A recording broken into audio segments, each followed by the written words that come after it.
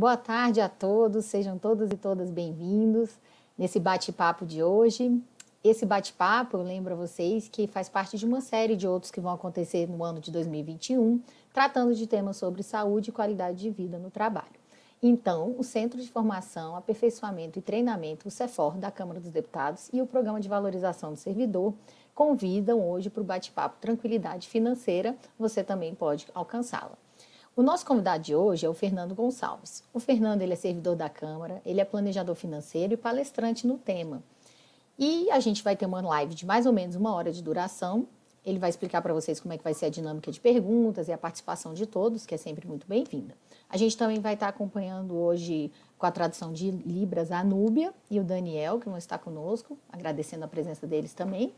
E é essa oportunidade que a gente vai ter para tratar desse tema tão interessante, que é a tranquilidade financeira, que é tão bom, né, a gente pensar nisso, só de a gente imaginar que como é bom ter uma vida tranquila nesse aspecto, como a gente pode ter um bem-estar e uma qualidade de vida muito melhor.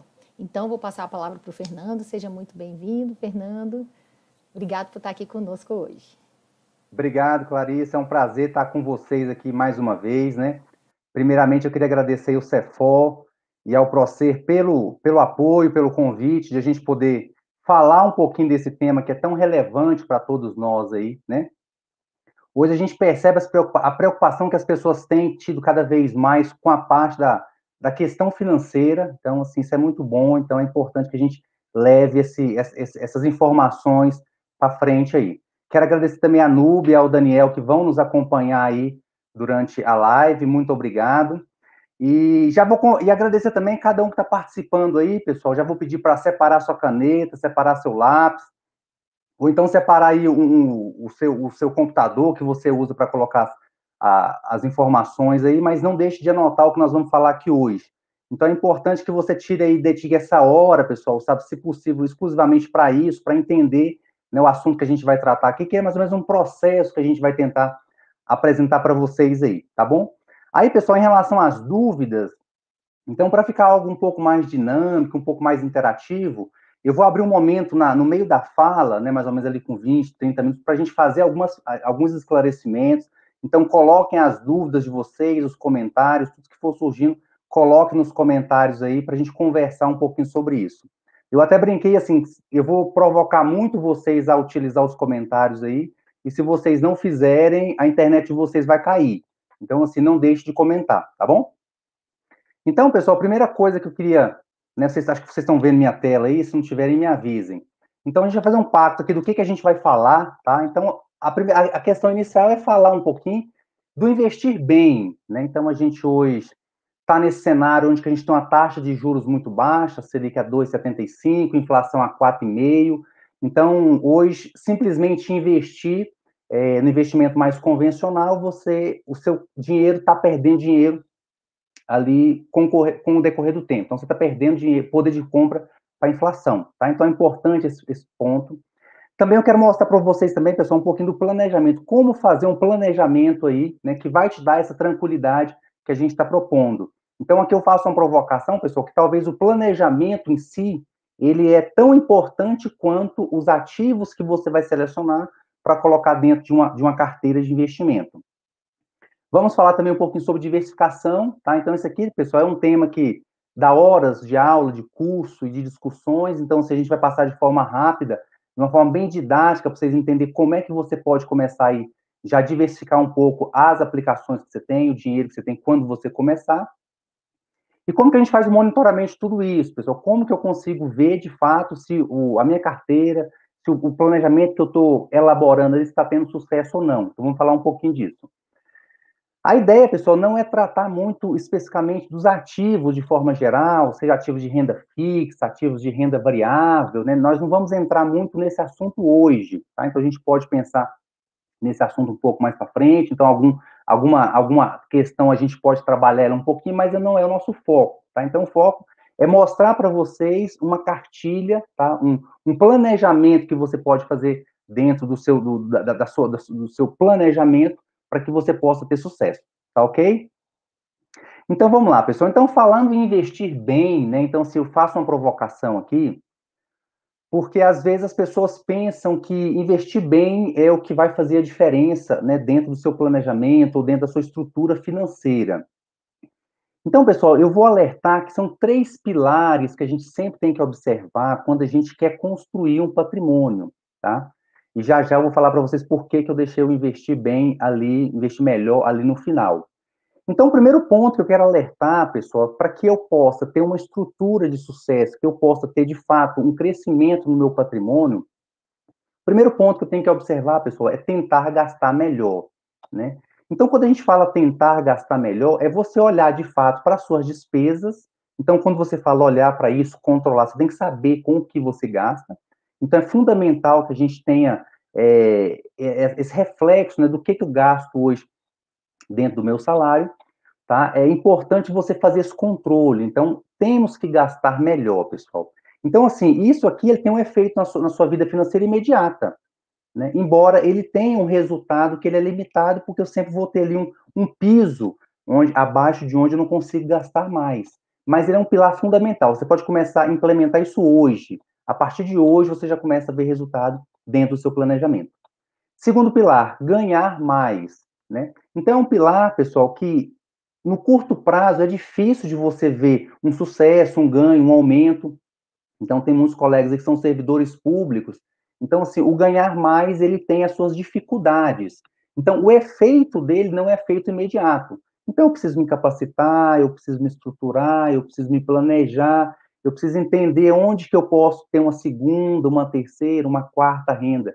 Dentro do que eu faço hoje, né? Então, o conhecimento que eu tenho hoje, eu posso levar para algum outro lugar e ter uma renda sobre isso, tá? Então, é despertar para isso. Eu sei que nem todos, né, têm aptidão, nem todos querem fazer isso, tá? Então, assim, mas para aqueles que querem, tá? É importante também a gente ter essa clareza. Então, se eu consigo ganhar mais, eu consigo certamente aumentar minha capacidade de poupança.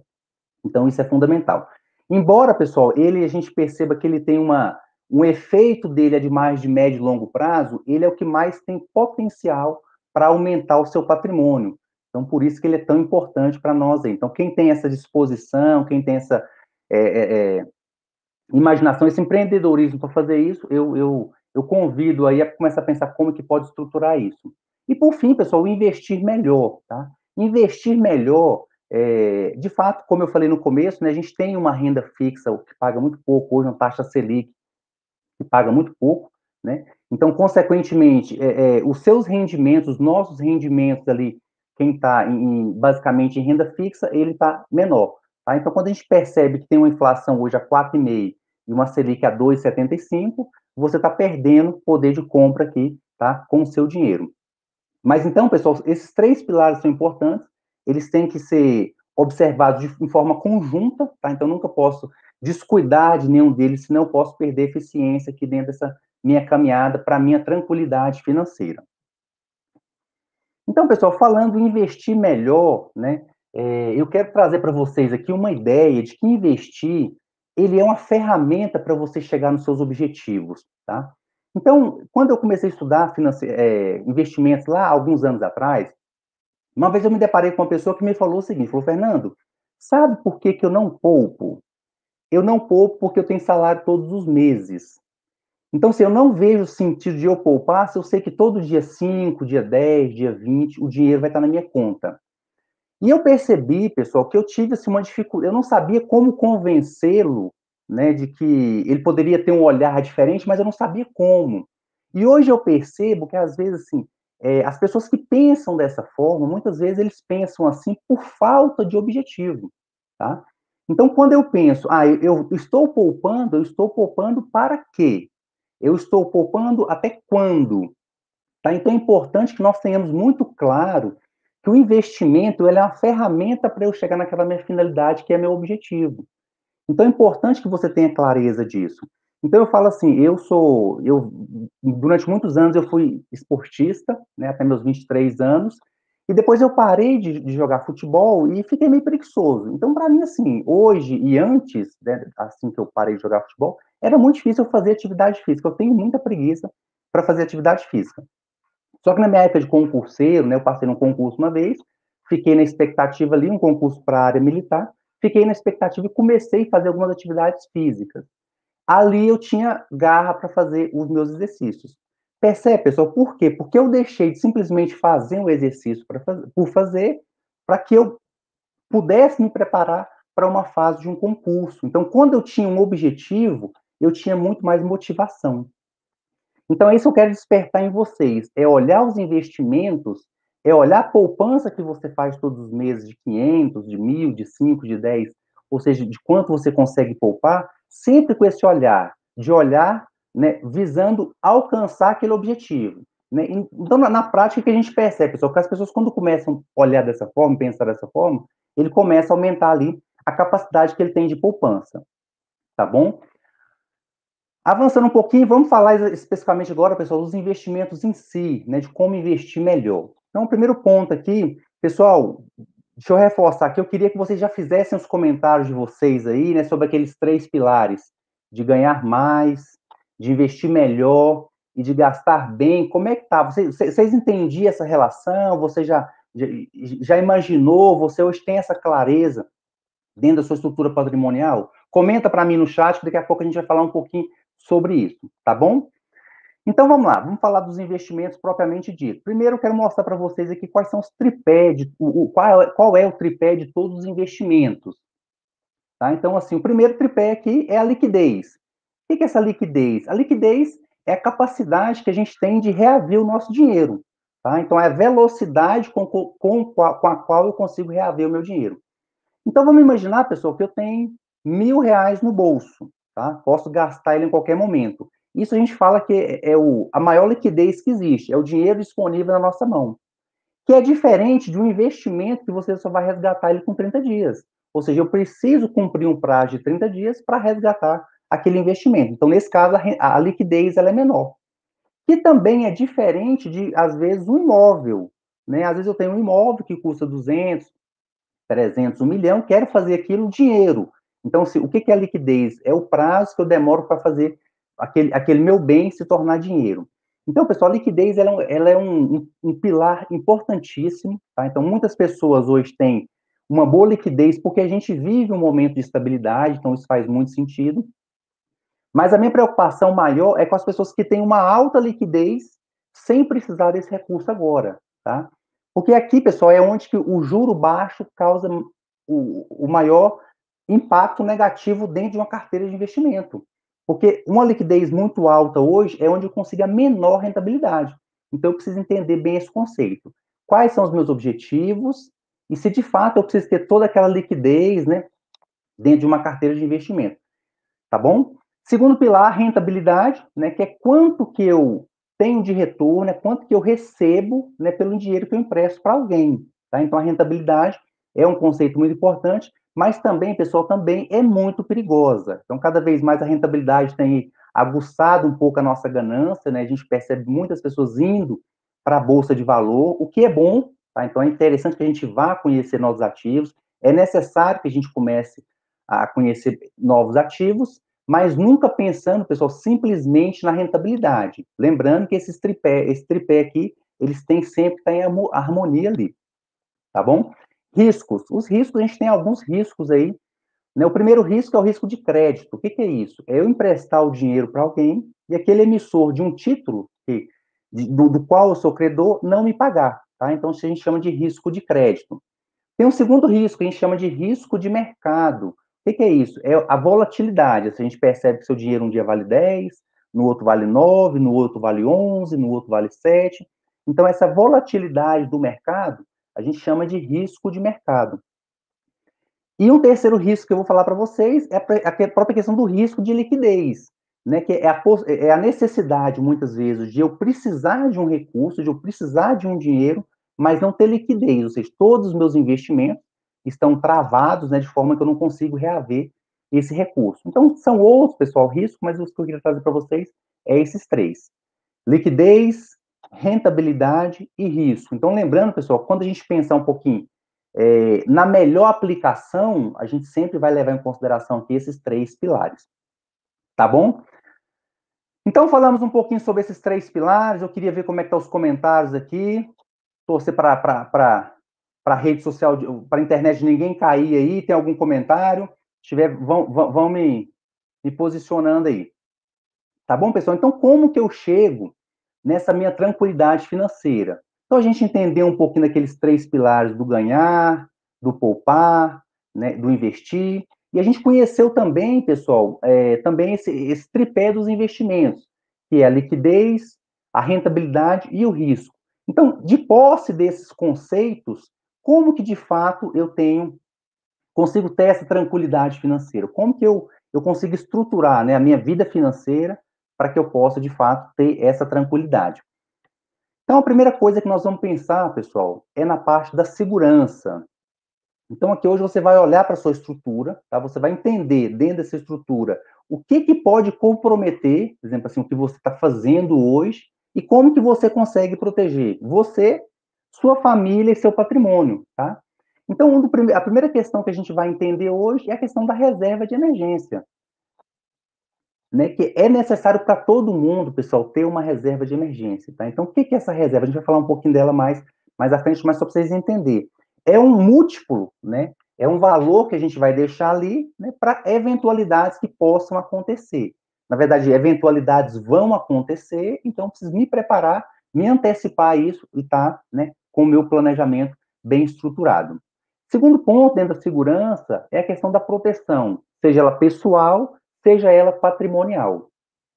Então, essa proteção, pessoal, muitas vezes a gente trabalha com a parte de seguro, tá? Então, entender uma pessoa que às vezes ela é a única renda de casa, é uma pessoa que tem uma renda mais variável, é uma pessoa que está mais ali na iminência de perder parte da renda ou perder a renda, e muitas vezes pessoas que têm dependentes, tá? Então, é você estruturar, né, a parte da sua segurança, da sua proteção, de forma que, além dessa reserva de emergência, você vai ter uma proteção no caso de você faltar, no caso de invalidez.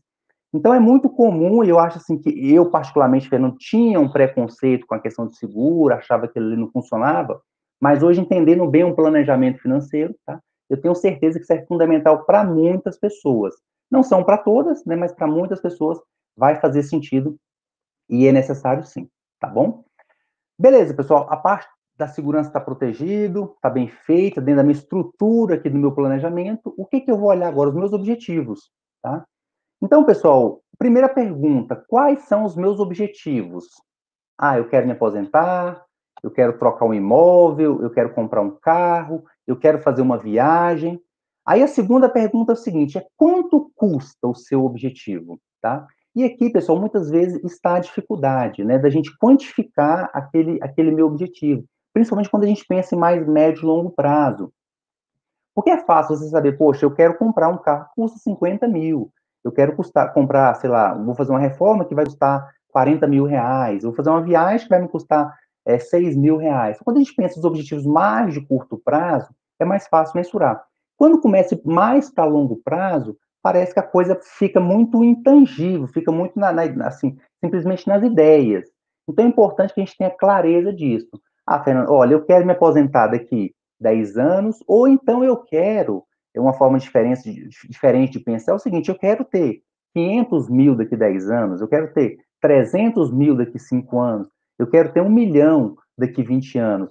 Então, assim, quando a gente pensa dessa forma, a gente consegue, esses indicadores vai nos dar o caminho como que a gente vai chegar lá. Então, pessoal, é super importante que você tenha sempre esses objetivos aqui em mente. É muito comum, né, e certamente muitos de vocês já ouviram, principalmente aquelas pessoas que falam assim, que entende um pouco mais de investimento, que é muito comum um colega abordar essa pessoa e falar o seguinte, fulano, qual que é o melhor investimento? Né? Então, certamente, muitos de vocês já se depararam com essa pergunta. E eu sempre achei uma chatice quando eu perguntava também, que alguém falava, Fernando, qual que é o seu objetivo? Aí eu pensava, falei, gente, eu só perguntei, fiz uma pergunta, aí para ele me dar uma resposta, eu tenho que dar mais 5 respostas para ele, tá? Mas quando a gente começa a entender, quando a gente vai um pouquinho para aquela questão da liquidez, da rentabilidade, do risco, a gente começa a perceber que essas perguntas de fato são necessárias, tá bom? Então, antes de avançar um pouquinho aqui, deixa eu responder algumas perguntas aqui. Primeira pergunta do André, grande amigo, grande abraço para você e André.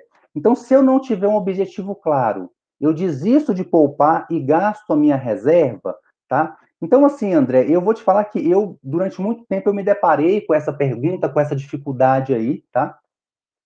Mas eu comecei a colocar alguns objetivos de longo prazo. Então, eu penso o seguinte, eu quero ter um patrimônio, tá? Então, eu comecei a poupar, tá? Então, como é que eu, Fernando, faço? Daqui 10 anos eu quero ter 100 mil. Daqui 10 anos eu quero ter 1 milhão. Daqui 10 anos eu quero ter 500 mil. Então, a minha meta é chegar nesse número. E, para isso, eu estou me propondo a todos os meses poupar R$ 100, R$ 200, 1 milhão, aliás, 1 milhão, né? R$ 1.000, R$ 5.000. Então, aí eu já começo a dar nortear um pouco os meus objetivos, eu começo a clarear um pouco, tá? Então, assim, o meu objetivo, eu quero ter um patrimônio X daqui tanto tempo, e eu estou me propondo a poupar tanto, tá? Então, pessoal, é possível a gente começar a mensurar mesmo com essa dificuldade, e eu concordo que, de fato, é difícil, mas a gente consegue mensurar um pouquinho. Então, talvez o desafio é quanto que eu quero ter? Eu quero ter 500 mil. Daqui quanto tempo? Daqui 10 anos. Quanto que eu consigo poupar? Eu consigo poupar R$ 800 por mês. Eu consigo chegar lá? A gente vai colocar num papel para ver se é possível esse objetivo, se a gente tem que mudar alguma coisa aí dentro, tá bom? Espero ter respondido aí, André. Maria Antônia Fonseca, atualmente, para reserva de emergência com liquidez, qual é a melhor opção? Fundo de investimento ou CDB no banco? Maria, ótima pergunta. Eu vou pedir só para você esperar um pouquinho que a gente vai falar aqui no próximo slide, tá bom? Pessoal, coloquem uns comentários aí, a gente vai conversar bastante.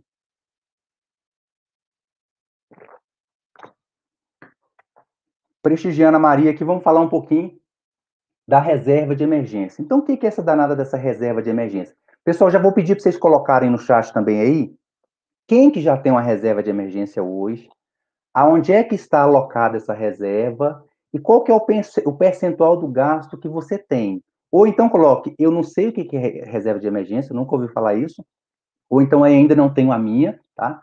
Então coloquem aí para a gente conversar um pouquinho sobre isso.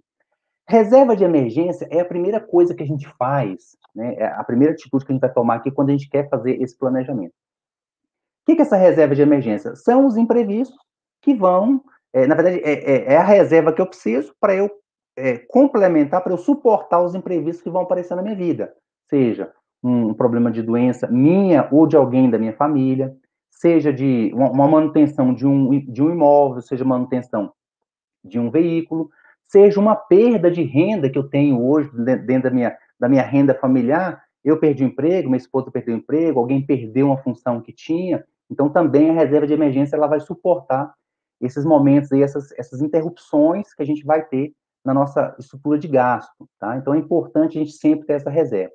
Normalmente, pessoal, dentro de um planejamento, a gente orienta algo em torno de 3 vezes, 2 vezes e meia, até mais ou menos 6 meses. E o que vai determinar se ela é um pouco menor ou um pouco maior é a questão do risco da sua renda, da volatilidade da sua renda.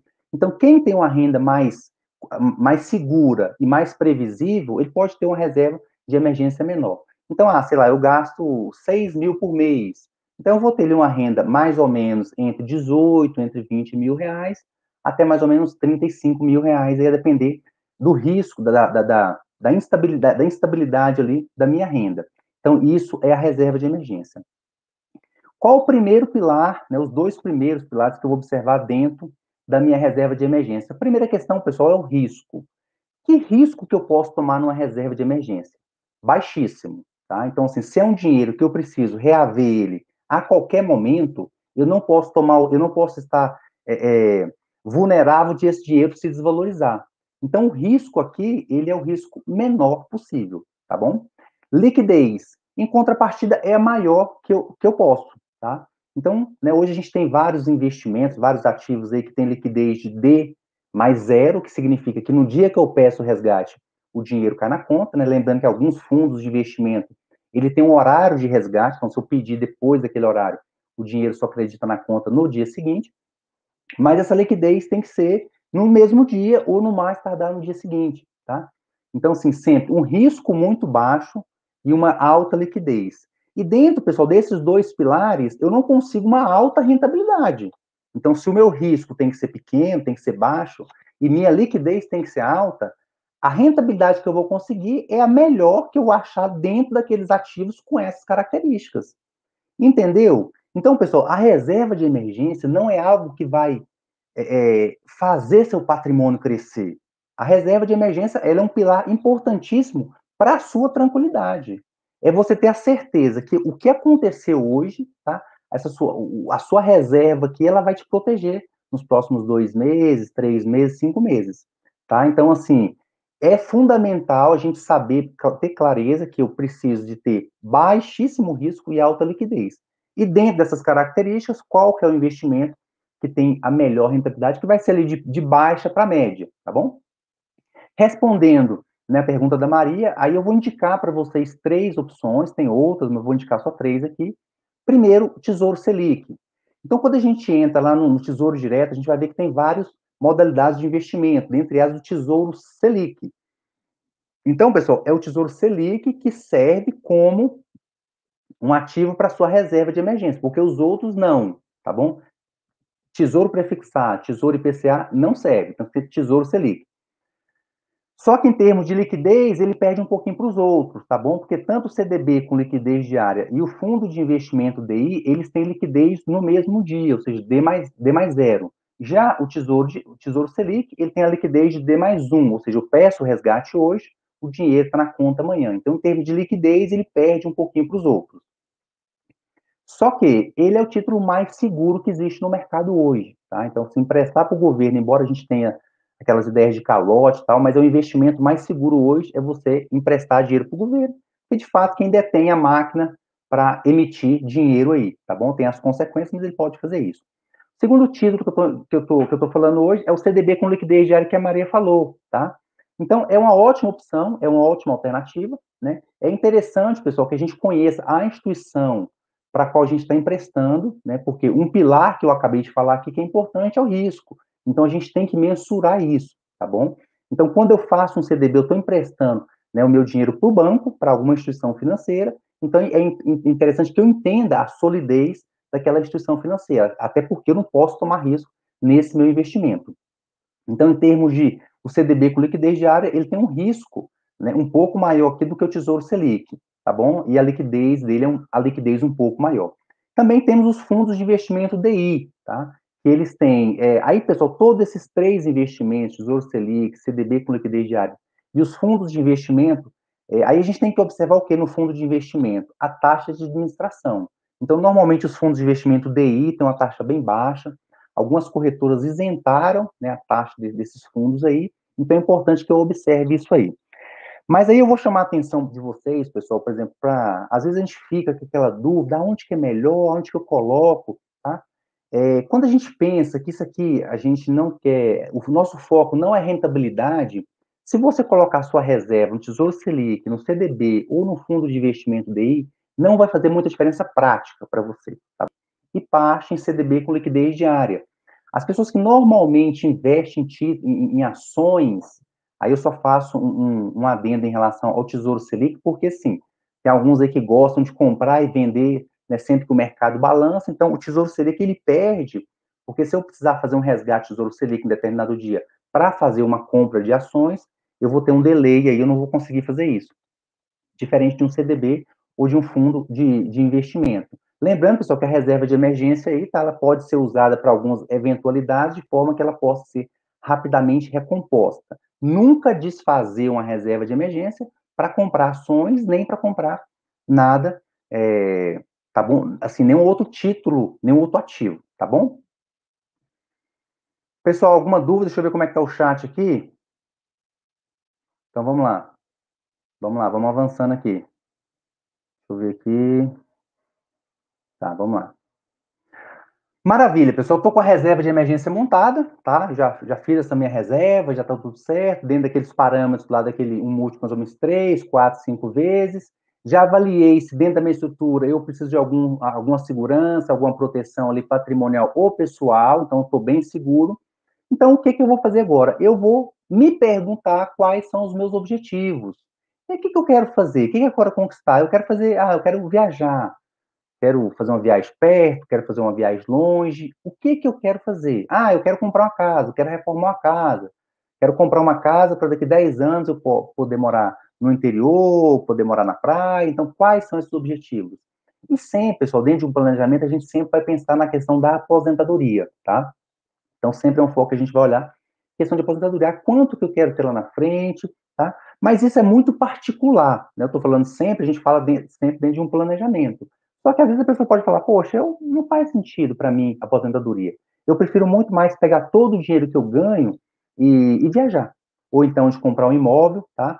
Então, assim, só que eu, Fernando, sou muito adepto a gente sempre olhar um pouquinho para o futuro, porque é muito possível que ele chegue, tá? E eu preciso estar preparado para quando ele chegar. Então, quando eu defino meus objetivos, eu falo, poxa, quem sou eu? Qual que é o meu perfil de investidor, né? Então, antes de eu separar, antes de eu escolher os ativos propriamente dito, eu preciso de saber quanto disposição eu tenho de tomar risco, tá? Porque, assim, às vezes, pessoal, alguma pessoa fala, poxa, eu se eu colocar um dinheiro e perder, eu adoeço. Então, é importante que você se conheça. Tem pessoas que falam, não me importo. Então, assim, meus objetivos são de longo prazo, então eu quero buscar o que me dá uma rentabilidade maior. Então, isso essa resposta a gente tem quando a gente responde um questionário que as corretoras e os bancos sempre vão disponibilizar quando você vai abrir uma conta ali, ou tempos em tempos, pelo menos a cada 2 anos, você tem que atualizar esse perfil, a gente chama de suitability, né? Que é a partir daquilo ali que a gente conhece você, que a gente consegue direcionar o investidor, né, para os investimentos que são mais adequados para o perfil dele. Então, um jovem hoje que está com 18 anos, que quer construir toda uma vida financeira, seja de trabalho, é diferente, é totalmente diferente de, às vezes, uma pessoa que já está ali de 55, 60, já pensando naquela fase de começar a desacelerar e começar a pensar em como que ele usufrui, né, do dinheiro que ele poupou, né, dos ativos que ele foi poupando durante os anos, que ele foi tendo durante os anos, como que ele começa a reverter aquilo em favor dele. Né? Então, é muito importante a gente entender bem o nosso perfil de investidor. Então, pessoal, eu queria exemplificar para vocês como que a gente aplica, de fato, aquela ideia de liquidez, de rentabilidade e de risco dentro de um objetivo. Então, digamos, por exemplo, eu, Fernando, quero fazer uma viagem, né, daqui 12 meses, daqui 1 ano com a minha família, e eu sei que isso vai me custar 20 mil reais. Né? Sei lá, eu quero fazer uma viagem aqui na América do Sul, quero fazer uma viagem um pouco mais sofisticada com a minha família, eu estou pensando que eu vou gastar 20 mil reais. Como que eu chego lá? Tá?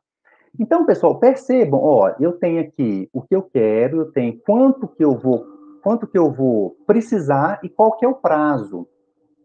Então, quando eu tenho aqui esses indicadores, aí sim eu consigo ser assertivo para mostrar para a pessoa qual que é a melhor aplicação, tá bom? Então, a ideia é essa, pessoal. Então, quando a gente mostra isso, que liquidez que eu tenho que ter para esse investimento? Eu tenho que ter uma liquidez média. Eu não posso, né, comprar nenhum ativo que vai ter, por exemplo, um resgate em 2 anos. Não faz sentido.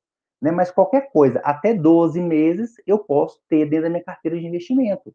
Né? Então, não precisa ter uma liquidez muito alta. Então, pessoal, aqui a gente começa a perceber, né, que não dá para a gente ficar com todo o dinheiro, e é muito comum, tá bom? A gente vê muitas pessoas aí com valor alto em poupança, sem ter objetivo, então, assim, isso é muito ruim, né? Então, assim, dentro desse cenário, eu sei quanto tempo, eu sei quanto eu preciso, e ali eu vou definir quanto que eu vou poupar para chegar nesse objetivo, então eu tenho muito claro, né, quais são, aí sim eu vou saber quais são as melhores alternativas. Eu tenho aqui uma liquidez média. A rentabilidade, eu não vou conseguir algo muito bom, porque também eu não posso ter um risco muito alto, tá? Então, não faz sentido, por exemplo, eu pegar esse meu dinheiro e começar a investir em ações, tá? Então, não, eu sei que ações é a onda do momento, eu vou começar a investir lá. Então, não dá para fazer isso. Então, fazer isso é você ir para uma roleta russa aí, tá bom? Então, pessoal, percebe a importância da gente definir os objetivos quando a gente fala de investimento? Então, esse é um dos objetivos. Então, para quê? Quanto que eu tenho que poupar para chegar nesse objetivo?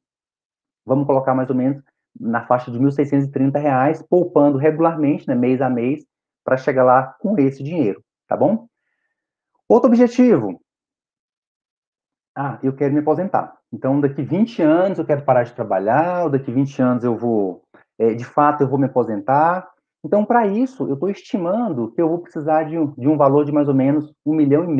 Então, pessoal, esse M, aqui, quando a gente fala em investimento, esse M significa milhão. Então, aqui eu estou projetando algo em torno de 1,5 milhão. Então, daqui 20 anos eu me aposento, quero me aposentar tendo uma boa reserva financeira para fazer várias coisas que eu quero fazer na minha vida, tá?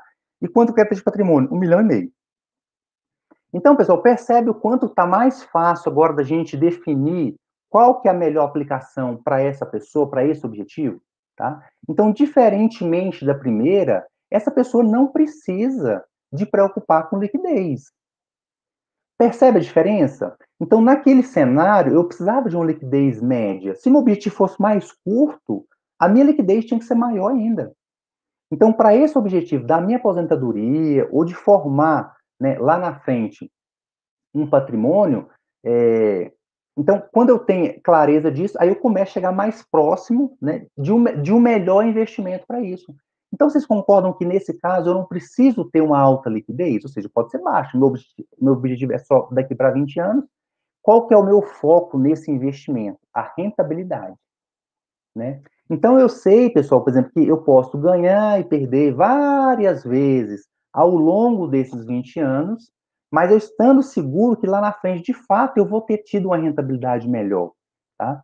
Então, não é regra, mas normalmente, quando a gente aumenta um pouco o risco da carteira ou a gente diminui um pouco a liquidez, a gente faz isso em prol de ter uma rentabilidade maior.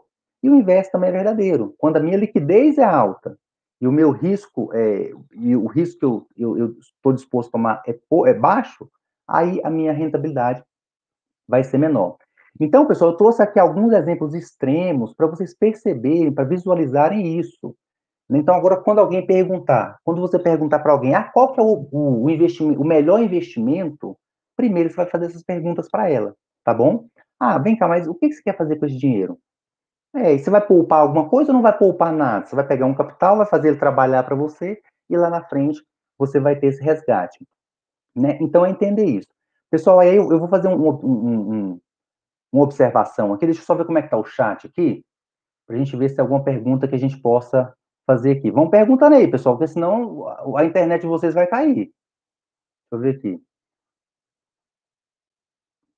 Tá, vamos lá. O Wilton está fazendo uma pergunta aqui. Imóvel é considerado de fácil liquidez?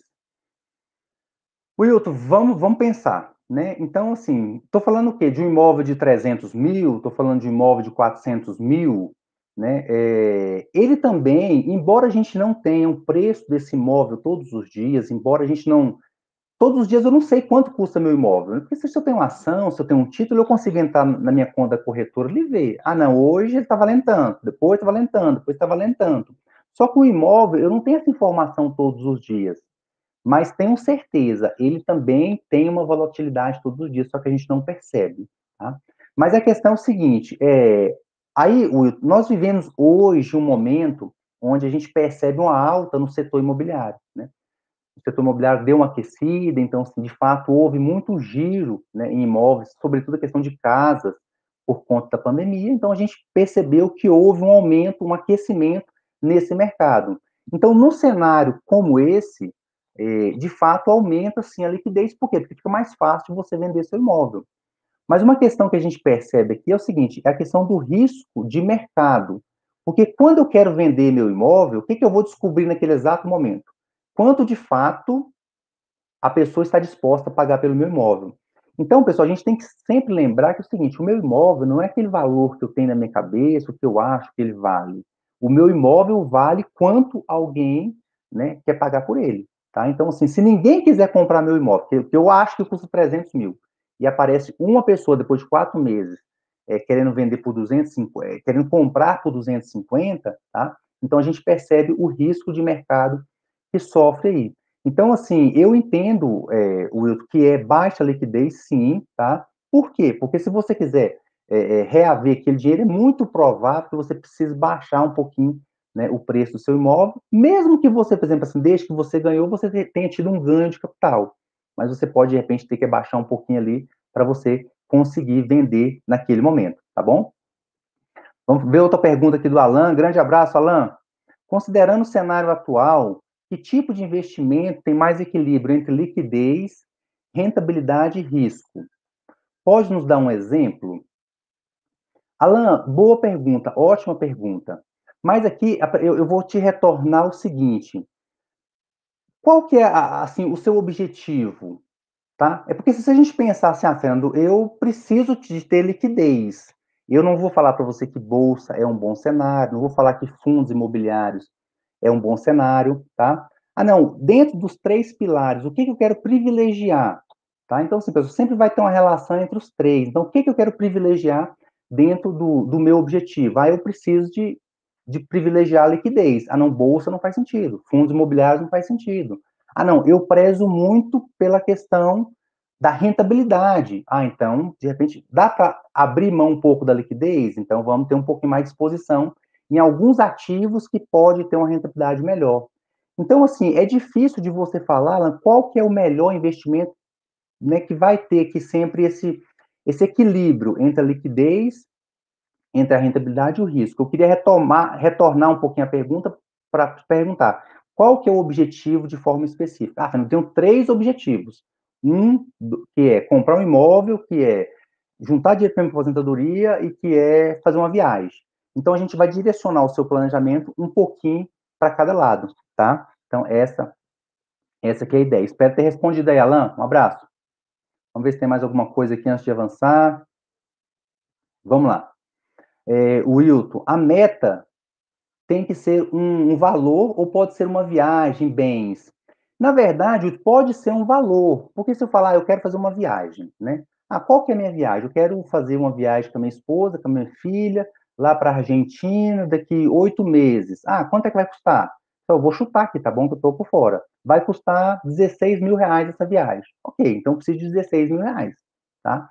Então, é sempre, Wilton, a gente vai inverter um pouquinho. É pegar esse objetivo, que tem que estar claro para você, quanto que você quer, quando você quer, e transformar aquilo no número. Então, é importante que você sempre tenha esse número, né? Ah, não, eu quero comprar um imóvel. Ah, quanto custa meu imóvel? Meu imóvel custa 300 mil, custa 600 mil, e eu quero comprar daqui a 8 anos. Ah, então, quanto que eu preciso poupar para eu chegar nesse objetivo? Entende? Então, pessoal, vocês percebem que eu falo muito em questão de investimento, de objetivo, porque eu trato muito o investimento como uma ferramenta. Porque se eu não sei para que eu quero, aí eu não vou conseguir ter eficiência, porque eu não vou saber definir a liquidez, a rentabilidade e o risco para eu aplicar aquele recurso. Tá bom? Vamos lá, vamos falar mais um pouquinho aqui. Então, pessoal, assim, eu trouxe esses exemplos extremos para mostrar para vocês um pouquinho dessa relação aqui, tá bom? Então vamos lá. Então eu quero, já sei o que eu quero, Fernando, agora vamos lá, ótimo. Agora para onde que eu vou, tá? Então, pessoal, essa parte que eu não vou me deter muito de forma assim, muito específica em nenhum dos tipos dos ativos, eu vou dar uma passada geral, mas é super importante que vocês entendam, que vocês olhem. A gente tem muitos vídeos do YouTube, a gente tem muitos meios de buscar informações sobre, né, os ativos que a gente fala do mercado financeiro. Então, títulos públicos. O que é o danado dos títulos públicos? É emprestar dinheiro para o governo, tá? É o melhor credor que tem hoje. Então, títulos públicos, a gente tem algumas particularidades dentro de cada um deles. Então, a gente normalmente está falando dos tesouros, né? Então, tem Tesouro Selic, pré-fixado, IPCA. Lembrando que, pessoal, todos os títulos do Tesouro, todos eles, ele tem uma alta liquidez. Ou seja, o dia que eu precisar de fazer o resgate, peço no dia, o dinheiro cai no dia seguinte. Só que, a exceção do Tesouro Selic, o Tesouro IPCA e o Tesouro Prefixado, eles têm o risco de mercado, ou seja, aquela volatilidade que a gente percebe. Então, você pode, sim, comprar um título público e perder dinheiro. Isso pode acontecer, tá bom? Então, eu fui lá, Fernando, eu posso colocar 50 mil e tirar 48? Pode. Isso pode acontecer se você tiver um título público indexado, prefixado ou indexado ao IPCA. Isso não vai acontecer com o Tesouro Selic, né? Na crise que a gente passa, né, salvo engano, novembro do ano passado, o Tesouro Selic desvalorizou, então teve uma desvalorização aí, mas foi um fato muito atípico, né, que não é comum, tá? Mas lembrando, Tesouro IPCA, Tesouro prefixado, você pode sim perder dinheiro. Então é importante que você entenda como funciona cada uma dessas ferramentas aí, tá bom? Super seguro, estamos emprestando dinheiro para o governo. Títulos privados. Então, títulos privados, normalmente a gente está emprestando dinheiro para quem? Para banco, para financeiro, normalmente para as empresas, né, em forma de debênture. Então, também tem normalmente, pessoal, assim, são os títulos que a gente chama aqui de títulos de renda fixa, né? Então, eles são remunerados por uma taxa pré-fixada, né? Ou seja, eu sei que eu vou emprestar o dinheiro para o banco e ele vai me pagar 5%, 8% ao final, né, do prazo. Ou então, ele vai ser atrelado aqui a algum índice, normalmente o CDI, normalmente IPCA, né? Normalmente ali IPCA mais um percentual pré-fixado. Então, normalmente, os títulos privados, a gente sabe quanto que a gente vai receber, ou então, pelo menos, tem uma projeção de quanto a gente recebe lá na frente, tá? Só fazer uma ressalva. Na verdade, eu não sei quanto que eu vou receber. Eu sei, né, que o meu capital vai ser remunerado de acordo com aquele indicador ali, tá bom? Título privado. Lembrando, pessoal, que vários títulos privados, quando eu falo aí o CDB, LCI, LCA, LC, então são títulos muito comuns, normalmente são as portas de entrada para o investidor aí, eles têm a garantia do fundo garantidor de crédito, tá? Que garante que se aquela instituição para a qual eu emprestei o meu dinheiro, se ela vier a quebrar, esse fundo garantidor de crédito ressarce o meu valor ali. Normalmente esse valor é até 250 mil por CPF, tá? Então, é uma estratégia ali de entrada para o mercado financeiro. Então, é importante observar aqui a questão da liquidez do título, lembrando que, normalmente, um título que tem uma liquidez menor, ou seja, eu vou resgatar ele em 2 anos, ele paga, normalmente, uma rentabilidade maior do que um título que tem alta liquidez. Fundo de investimento. O Wilton fez até uma pergunta aqui, Wilton, eu vou falar um pouquinho, depois, se eu não tiver contemplado, eu volto aqui na sua pergunta. Fundo de investimento. Fundo de investimento, pessoal, um grupo de pessoas se reúne, né, cada um dá ali um pouco de dinheiro, a gente entrega esse dinheiro para um gestor e para um banco que vai administrar isso, e eles vão fazer a gestão do meu recurso, tá? Então, aqui eu estou falando de uma gestão profissional, tá? Que vai ter uma cobrança, normalmente a gente tem ali taxa de administração, em alguns fundos a gente tem taxa de performance, então eles cobram para fazer essa gestão, é uma gestão profissional, tá?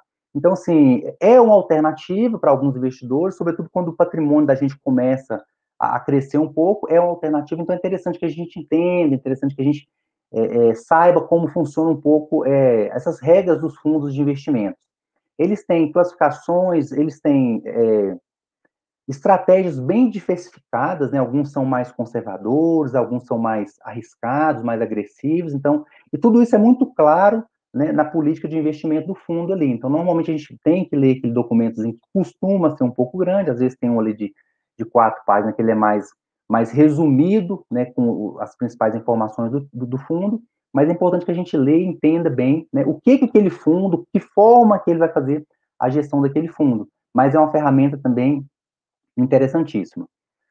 Ações, fundos imobiliários e investimentos no exterior, tá bom? Pessoal, as ações, os fundos imobiliários aí, a gente percebe que é a bola da vez, né?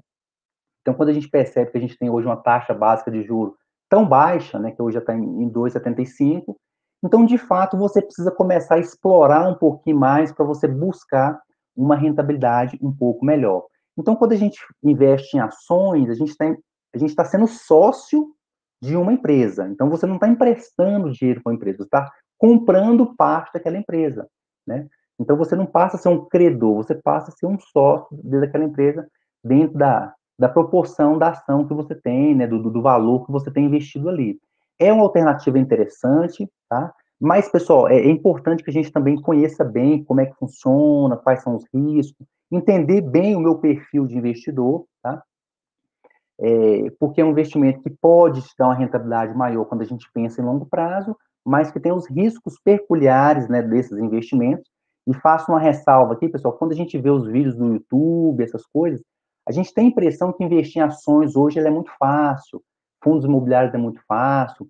Então, alguém que, porventura, entrou na Bolsa em abril, em maio, em março do ano passado, essa pessoa hoje ela é super segura porque como ela ganhou, né, certamente ela teve uma boa rentabilidade na parte das ações dela, porque todas as ações se valorizaram, assim, quase todas as ações se valorizaram de março para cá, ela tem essa autoconfiança, mas tem que entender bem como é que funciona essa dinâmica aí. Previdência privada. Eu falo, pessoal, eu tinha um baita preconceito com a Previdência, tá? Então, assim, mas é uma ferramenta interessantíssima quando a gente pensa no longo prazo, tá bom? Hoje a gente tem duas modalidades de Previdência, tem tanto VGBL como PGBL, né? V de vida e P de plano, né? Então, assim, vou dar uma dica, para quem tem uma renda tributável aí um pouco mais elevada, para quem faz a declaração de imposto de renda no formato completo, é bem interessante estudar, entender como funciona a previdência privada PGBL, P de plano, tá? E de que forma que aquela previdência pode auxiliar essa pessoa dentro desse planejamento, tá? Então a gente fala que ela tem o que a gente chama de otimização tributária, que é eu abaixar um pouco a quantidade de imposto de renda que eu pago hoje para pagar lá na frente, tá bom? Mas é bem interessante também essa ferramenta aí.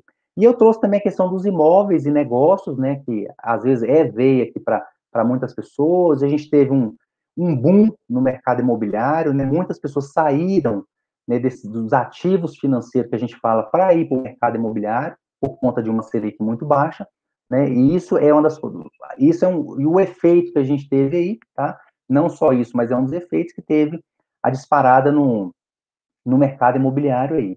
E né, negócios próprios, né, que é uma veia para algumas pessoas que a gente falou um pouquinho lá atrás, tá? Para quem tem disposição para fazer isso aí, são algumas alternativas que nós temos aí.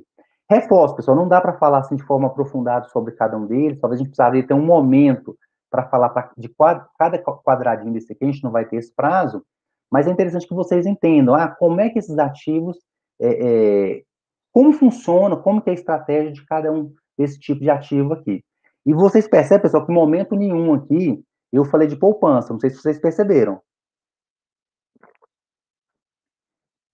Então, assim, se alguém, pessoal, hoje ainda está com dinheiro em poupança, porque está preocupado, volta lá naquela parte da reserva de emergência, porque já pode colocar parte do dinheiro dele em nenhuma daquelas aplicações. Tesouro Selic, CDB com liquidez diária ou fundo de investimento DI, que é atrelado a taxa DI. Então, já começa dando um passo importante aí, pessoal. Então, estude um pouquinho, entenda um pouquinho essa questão da reserva, e já comece a fazer esse passo, e a partir daí você vai começando a tirar esse dinheiro da poupança aí para colocar em títulos mais interessantes, tá bom? Vamos avançar um pouquinho mais. Pessoal, beleza. Aí, então, fui lá e montei minha carteira de investimento, tá? Desculpa, eu montei minha reserva de emergência, estou seguro, estou conseguindo poupar todos os meses um pouquinho, então parte do que eu ganho eu consigo poupar hoje. Como que eu vou montar, Fernando, então, essa minha carteira de investimento? Então, eu queria trazer para vocês dois conceitos, né, que a gente normalmente utiliza quando a gente fala de política de investimento. O primeiro deles é a diversificação. Então, o que que é diversificação? É eu separar, pessoal, então, o meu investimento, o meu dinheiro em ativos diferentes. Eu até fiz algo aqui que eu não poderia ter feito, que era colocar o nome do ativo. Mas, assim, como aqui não é todo mundo grande e adulto, estou reforçando que eu não estou indicando, né, esse tipo, essa proporção para ninguém, mas é só para ficar bem visual, para ficar bem real do que eu estou falando. Então, eu, Fernando, estou dando um exemplo aqui aleatório, tenho 100 mil reais. Então, eu decidi que vou aplicar 50% em renda fixa, vou aplicar 35% em renda variável e vou aplicar 15% no exterior. Então, eu, Fernando, que sou uma pessoa aleatória, tenho 100 mil e vou montar essa minha carteira de investimento. Então, a primeira coisa que eu fiz, eu diversifiquei. Eu coloquei um pouquinho de dinheiro, né, em cada tipo de ativo. Lembrando, pessoal, quando a gente falou lá de renda fixa, falou de tesouro, que eu dei até uns nomes aqui, umas letrinhas CDB, LCA, LCI, o que que eles vão compor? Eles vão compor toda essa parte aqui de renda fixa, tá? Quando a gente fala um pouquinho de ações, de fundos imobiliários, eu estou falando que ele vai compor a minha parte de renda variável. E quando eu faço investimentos que está indexado a dólar, indexado a ouro, indexado normalmente a uma bolsa estrangeira, a gente está colocando aqui nessa parte de uma exposição internacional. Então, beleza, eu fui lá, peguei meus 100 mil reais e montei inicialmente essa minha carteira de investimento aqui, defini essa política de investimento. Pessoal, detalhe, olha que vocês percebam que eu coloquei um percentual para cada coisa. Ó, eu, Fernando, vou ter 50% de renda fixa, 35% de renda variável e 15% de dólar e ouro.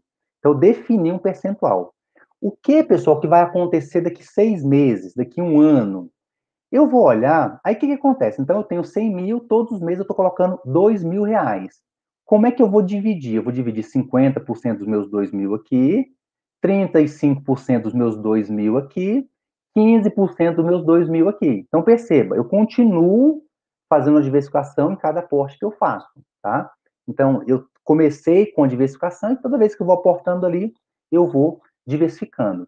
Aí daqui 6 meses, daqui 1 ano eu olhei minha carteira, quando eu olho, eu falo, olha que engraçado, agora eu estou com 52% de renda fixa, eu estou com 30% de renda variável e eu estou com 18% de dólar e ouro. Então, o que foi que aconteceu aqui, pessoal? Essa parte da minha carteira se valorizou. Percebe? Renda fixa, de 50 para 52. A parte da minha carteira aqui de ouro, dólar, também se valorizou. Estava 15, foi para 18. E a parte de renda variável desvalorizou, tá? Então, aqui nesse momento, pessoal, eu vou explicar o segundo conceito para vocês, que é o rebalanceamento. Então, de repente, em determinados momentos, eu vou olhar minha carteira e vou ver que ela está assim, tá? Então, o que eu vou fazer aqui nesse momento? Falou, opa, peraí, deixa eu vender um pouquinho de dólar, comprar bolsa, deixa eu vender um pouquinho de renda fixa para eu comprar renda variável. Percebe? Para quê? Para eu voltar na minha composição original. Percebem? Então, o que eu estou fazendo, pessoal? O dólar se valorizou. Então, eu estou vendendo naquela alta. A minha renda fixa aqui também teve uma valorização. Estou vendendo naquela alta.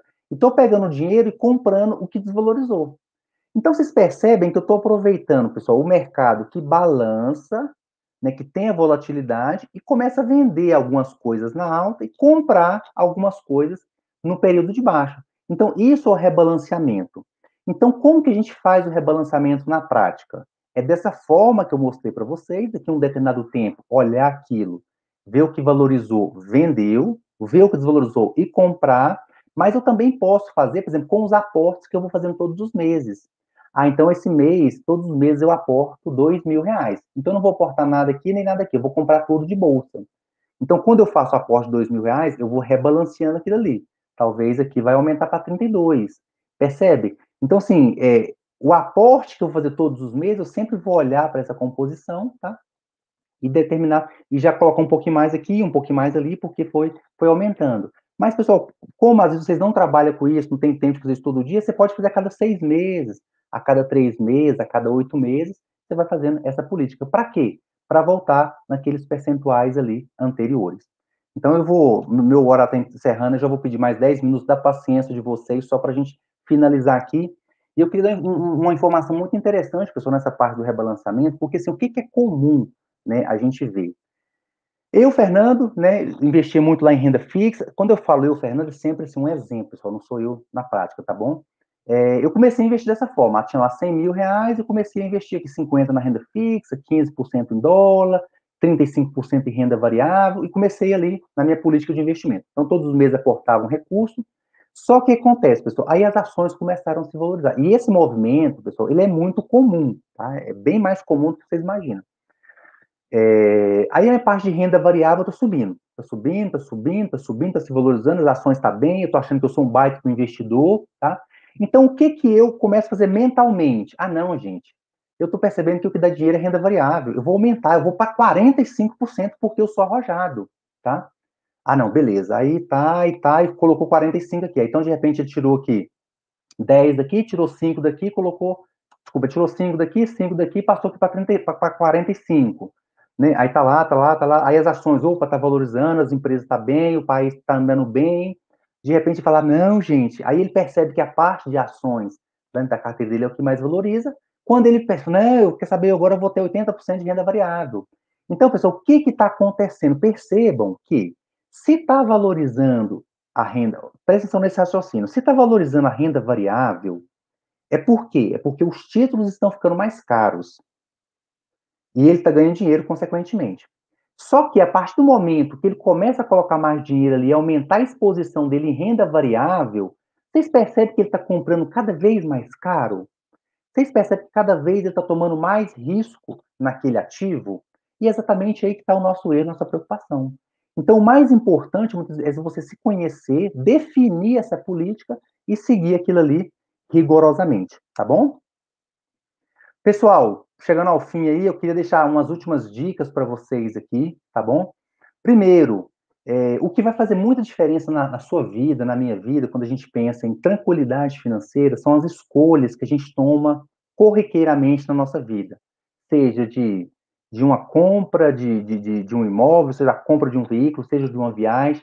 Então, sempre que possível, decida-se em não pagar juros, tá bom?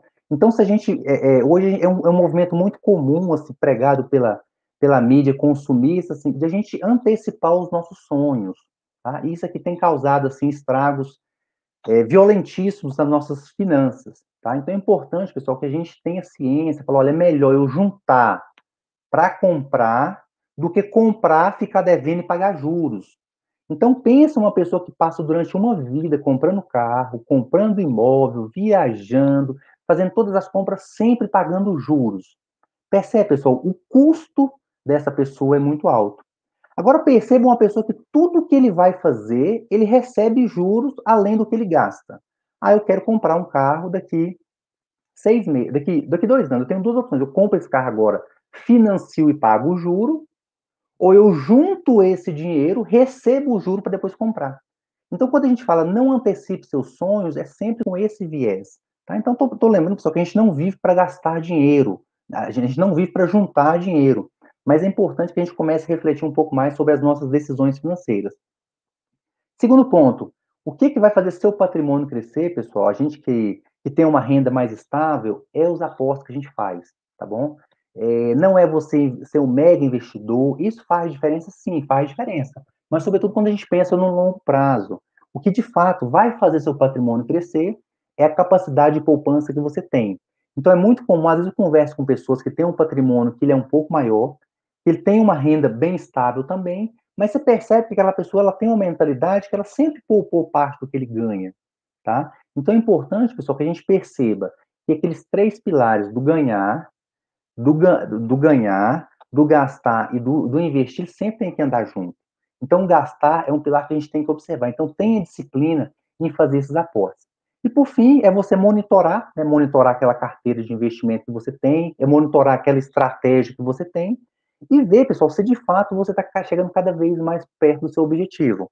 Ah, eu tinha pensado que eu ia juntar 100 mil para reformar meu apartamento daqui 2 anos e meio. Ah, passou um ano, estou mais perto daquilo, já estou mais ou menos perto de onde eu pensei, e eu preciso fazer algum ajuste. Então, isso que a gente faz para a gente, de fato, ter sucesso nos nossos investimentos aí, tá bom? Pessoal, aí já encaminhando para o final aqui, eu queria agradecer vocês aí por essa hora de bate-papo. Vamos abrir um pouquinho para as perguntas, falar um pouquinho aqui.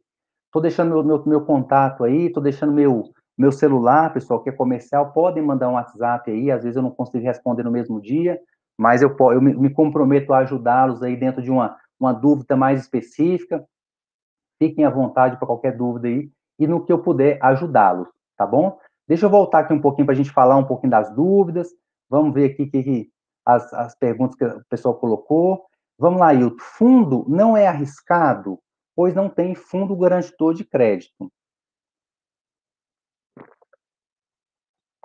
Wilton, sua pergunta é sensacional e, de fato, ela é dúvida para muitas pessoas. Por que não é arriscado alguns fundos de investimento? Porque ele vai, por exemplo, o gestor, dentro da política de investimento, ele vai estabelecer que ele vai captar aquele recurso, mas que ele vai investir em ativos com segurança. Percebe? Então, assim, tem muitos fundos que pegam o dinheiro do cliente e investe quase que tudo no Tesouro Direto.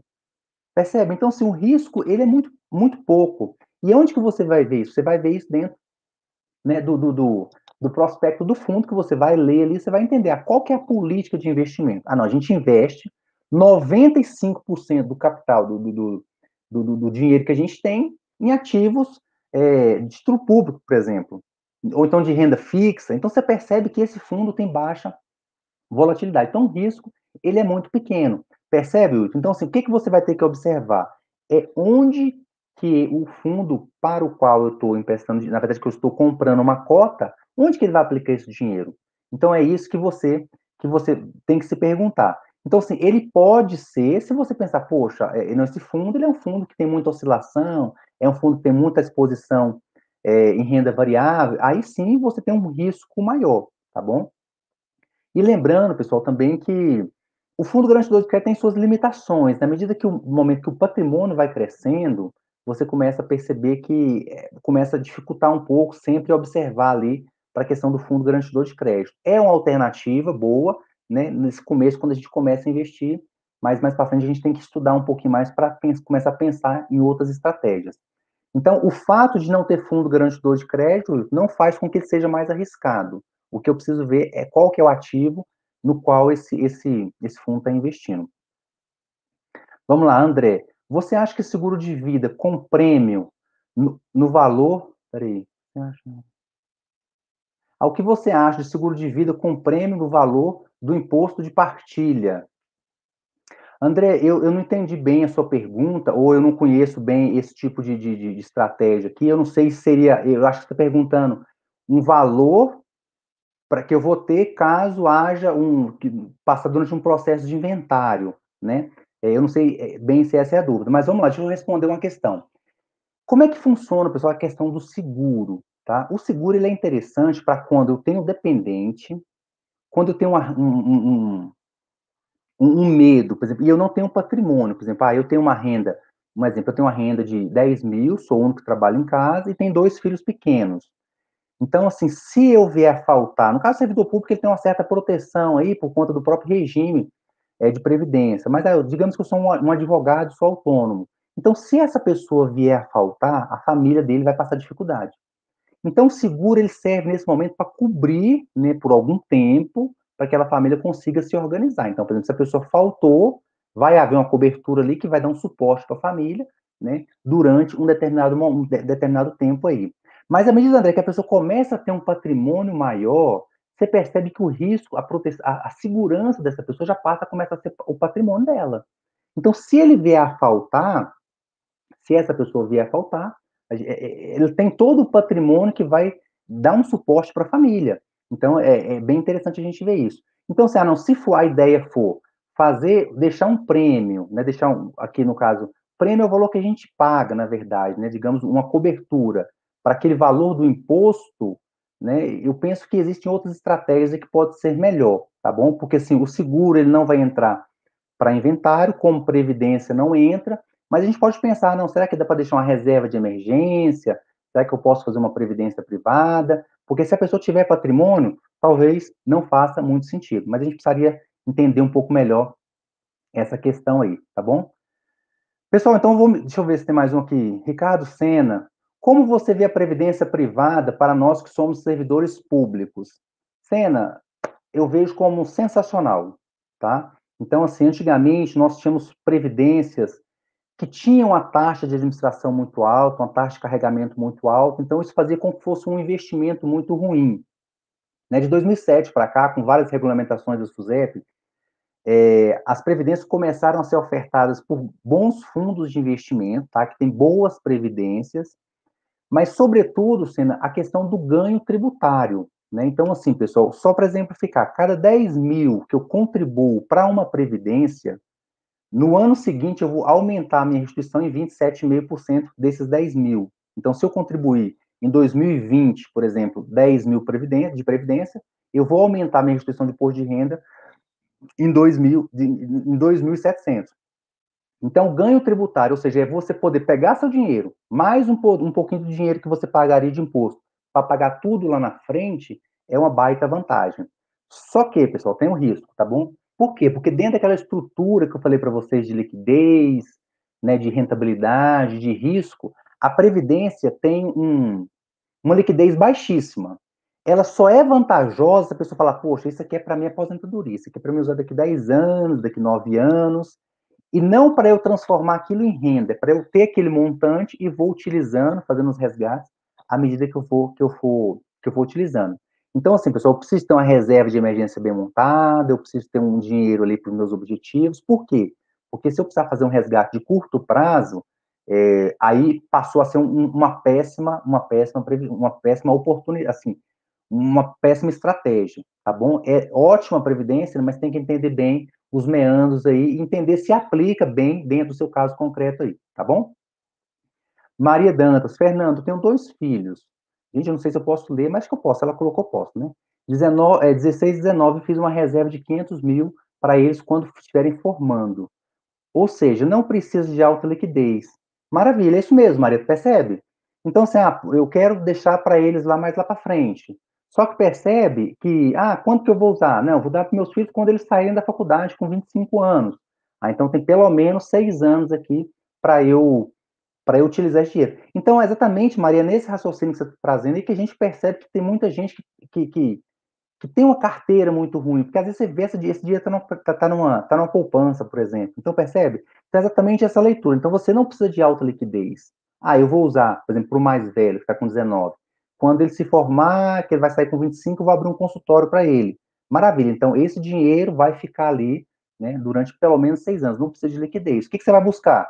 Uma rentabilidade maior com um risco moderado, tá? Porque a liquidez não é seu foco nesse momento. Então, é exatamente esse o raciocínio aí. Aí você pergunta qual aplicação você sugere. A gente precisaria entender, Maria, por exemplo, se você tem uma reserva de emergência, se você tem outros valores, tá? Então, nesse caso aí, a ideia é formar, de fato, uma carteira dentro aquele quadrinho que eu montei lá. Parte em renda fixa, parte em renda variável, parte, às vezes, até com exposição fora do Brasil, né? Montar essa carteira para que daqui 6 anos você comece, de fato, a utilizar esse recurso aí, tá bom? Então, assim, falando de 500 mil, não dá para eu te indicar um investimento. Eu acho que, no seu caso, seria uma reserva, né? Seria uma carteira mais diversificada aí, tá bom? Com acompanhamento mais de perto, tá bom? Pessoal, mas eu vou me encaminhando para o final aqui. Queria muito agradecer a paciência de todo mundo aí, espero ter contribuído, né? Deixei meus contatos, qualquer dúvida que você precisar. Né, é uma coisa que eu faço de paixão, então falar de investimento, falar de dinheiro, sempre gosto de falar, né? Então, não podem mandar as dúvidas, sugestões que vocês tiverem aí, tá bom? Agradeço a paciência, agradeço a companhia de vocês nessa tarde aí, tá bom? Grande abraço e até a próxima. Tchau, tchau.